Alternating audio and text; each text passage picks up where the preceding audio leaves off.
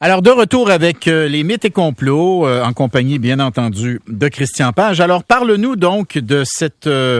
c'est quoi, ça date de vendredi dernier, Elon Musk qui fait une conférence de presse. Voilà, il fait une vidéoconférence dans laquelle il présente son tout dernier né de son nouveau start-up là, qui s'appelle Neuralink. Et là, il nous présente Gertrude. Donc, Gertrude est un cochon qui marche sur un tapis roulant et elle a un implant dans le cerveau.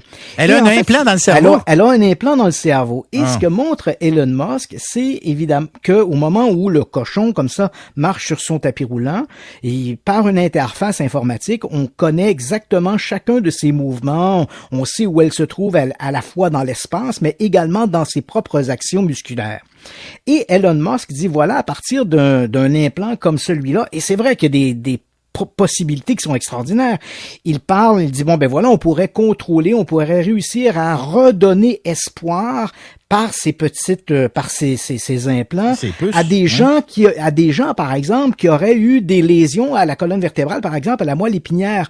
Ces systèmes pourraient permettre de outrepasser, par exemple, le circuit original et utiliser l'influx nerveux pour pouvoir donner aux gens une nouvelle mobilité dans leurs membres. C'est tout à fait extraordinaire.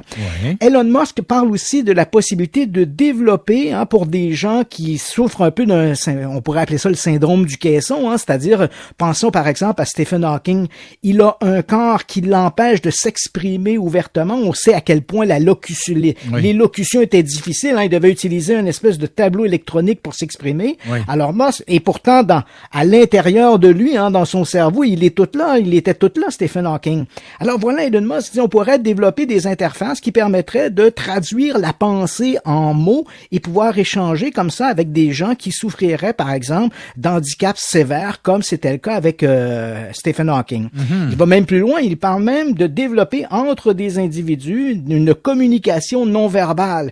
Donc, on n'a pas besoin d'apprendre toutes les langues. On pourrait simplement échanger par la pensée. Et quand je regardais ça, c'est beau, c'est tout à fait merveilleux, mais ça m'a soudainement rappelé l'affaire de la télévision Brunswick. Oh, okay. La télévision Brunswick, je ne sais pas si vous avez entendu parler de ça. En fait, c'est un faux documentaire qui avait été fait par l'ONF à la fin des années 70. Et les deux auteurs avaient imaginé, c'est un faux documentaire, ça n'a jamais existé. Mais dans le faux documentaire, les deux auteurs nous font accroire que dans le milieu des années 60, il y a eu une télévision qui a circulé, qui s'appelait la télévision Brunswick. Et elle développait chez les gens qui regardaient le téléviseur des besoins de consommation exagérés. Donc, tu voyais une annonce de ketchup, tu allais au magasin, t'achetais 50 bouteilles de ketchup. Okay. Donc, je le dis, c'est faux. Mais encore des gens aujourd'hui me demandent, « Hey Christian, est-ce que tu as déjà entendu parler de l'affaire de la télévision Brunswick? » C'est faux, ça n'a jamais existé, la télévision Brunswick. Mais dans le cas présent, tu te poses la question, tu te dis, si mon cerveau peut communiquer avec une machine, est-ce que la machine ne pourrait pas communiquer avec moi? Et si la machine peut communiquer avec moi, qu'est-ce qui me prouve que, on le sait, il y a toujours des hackers partout qui réussissent à déjouer les meilleurs systèmes? Qu'est-ce qui me dit qu'à un moment donné, l'information qui arrive dans mon cerveau n'est pas une information qui pourrait me motiver à agir, à commettre des gestes qui ne sont pas fondamentalement ceux que je souhaiterais faire. Donc, je serais conditionné par la machine. Ou encore par le cochon. Ou par le cochon. Mais tu sais, c'est un grand rêve. Dans les années 50, on s'en rappelle de tristes mémoires. Le projet MK-Ultra, où on avait essayé de conditionner des gens, notamment au Allen Memorial à Montréal. On avait pris des gens qui étaient institutionnalisés dans un centre psychiatrique. Et on a essayé, le docteur Ewen Cameron a essayé un peu de les conditionner sur des contrats de la CIA pour pouvoir créer des espèces de machines qu'on pourrait leur faire commettre des gestes à leur insu.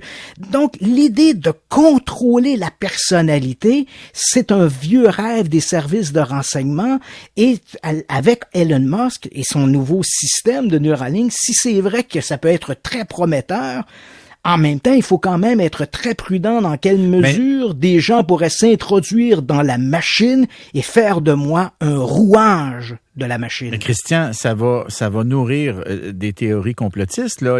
Absolument. La puce sous-cutanée. Écoute, elle est dépassée. Qui est un complot dont on...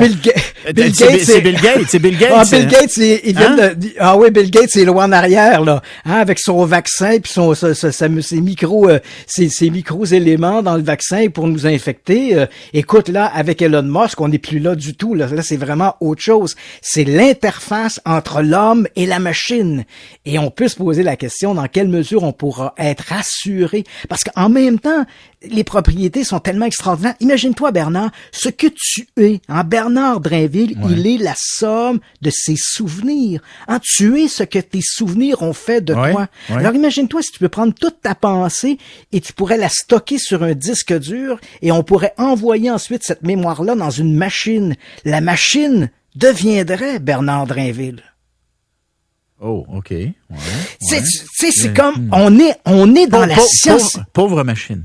Ouais, non, mais tu comprends, on est dans la pure science-fiction, c'est extraordinaire les possibilités qu'offre un mécanisme comme celui-là. Mais en même temps, on se dit que si les possibilités extraordinaires sont fabuleuses pour l'avancement de l'individu, l'avancement de l'humanité... Ça soulève des dilemmes éthiques. Absolument. Donc, on se dit, et moi, mon inquiétude en lisant ça, c'est de me dire, OK, mais dans quelle mesure on pourra toujours être assuré que la machine, elle est étanche à un piratage venu de l'extérieur? Parce que là, à ce moment-là, on devient nous-mêmes des simples éléments dans une machine. Ouais. C'est intéressant. C'est fabuleux quand même. Puis honnêtement, moi, je pense que les questions que tu poses, on va se les poser de plus en plus, pas juste par rapport à la technologie dévoilée là, par Neuralink, par Elon Musk, mais on va en voir de plus en plus de ces technologies très, très, très avancées, mais qui posent la question, est-ce que c'est la technologie qui est au service de l'humain ou est-ce qu'il n'y a pas un risque que l'humain, à un moment donné, soit d'une certaine manière dépendant, esclave de cette technologie, hein? Où perd-on, somme toute, notre besoin de notre libre arbitre? Notre humanité. Christian Page, je te remercie. Ça me fait plaisir, Bernard. À demain. Salut tout le monde. Bye.